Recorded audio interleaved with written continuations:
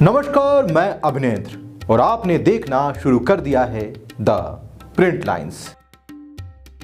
रविवार से शारदीय नवरात्र शुरू हो गए हैं। पहले दिन मां के प्रथम स्वरूप शैलपुत्री की पूजा अर्चना की गई। मंदिरों में भक्तों की भीड़ लगी रही। इस बार शारदीय नवरात्र 9 दिन के हैं। 24 अक्टूबर को विजयादशमी मनाई जाएगी। सुबह होते ही मंदिरों में माता रानी की पूजा अर्चना के लिए देवी भक्तों की लंबी कतार लगी रही। देवी भक्तों ने विधि विधान से माता रानी की पूजा अर्चना कर परिवार की खुशहाली की कामना की। घंटे की ध्वनि और शंखनाद से मंदिर गूंज उठे। देवी भक्तों ने उपवास रखा है। 9 दिन तक नियम संयम से रहते हुए माता रानी का ध्यान करेंगे। वहीं काशी में भी मंदिरों में भीड़ देखने को मिली। लोग काशी के दुर्गा कुंड मंदिर में पहुंचे, जहां उन्होंने माता की पूजा की। काशी के ज्योतिषाचार्य ऋषि द्विवेदी ने बताया कि इस बार नवरात्र में क्या कुछ खास रहने वाला है। माँ पराम्बा के आराधना का महापर्व नवरात्र जो इस बार 15 अक्टूबर से प्रारंभ हो रहा है, जो महानवमी 23 अक्टूबर तक चलेगा। इस बार का नवरात्र संपूर्ण 9 दिनों का है और इस बार का माता का आगमन जो है हाथी पर हो रहा है, जिसका फल होता है सुविष्टि, सुंदर फल। माता के आगमन का जो फल होगा यह बेहद ही सुंदर होने वाला है।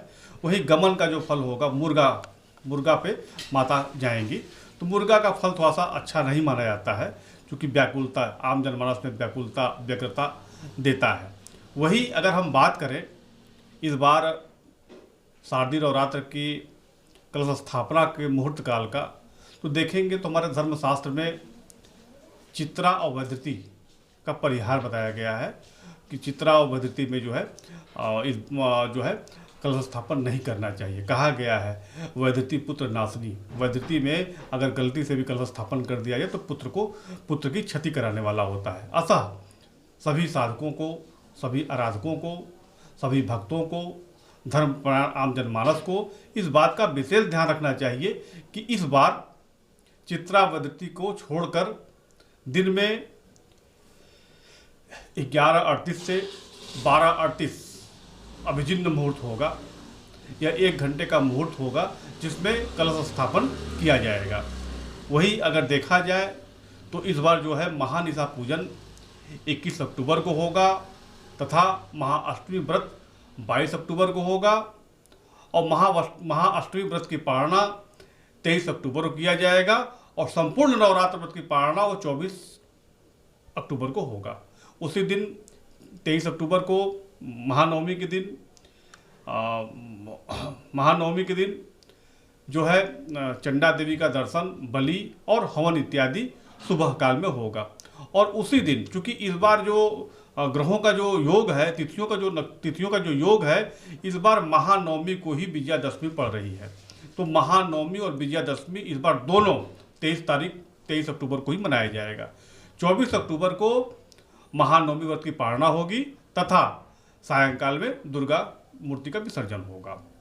सब मिला के देखा जाए तो इस बार का नवरात्र अपने आप में बेहद खास रहने वाला है। इस नवरात्र में सर्वार्थ सिद्धि योग, सर्वार्थ अमृत सिद्धि योग, त्रिपुष्कर योग, रवि योग का खूब समावेश है, जो अपने आप में बेहद खास रहने वाला है।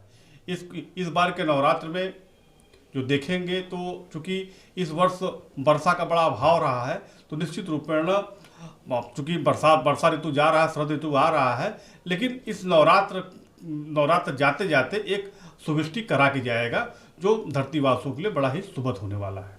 कहने का मतलब ये है, जो भी भक्तगण अगर पूर्ण दुर्गा सप्तशती का पाठ न कर पावे, उनके पास समयाभाव हो, तो एक माला सिर्फ इसी मंत्र को जपे, ओम ऐं ह्रीं क्लीं चामुंडाय विच्चे सर्वा बाधा विनुर्मुक्ता धन सुता मनुष्य मत प्रसादन भविष्यति न संशय। यह एक ऐसा मंत्र है दुर्गा सप्तशती का।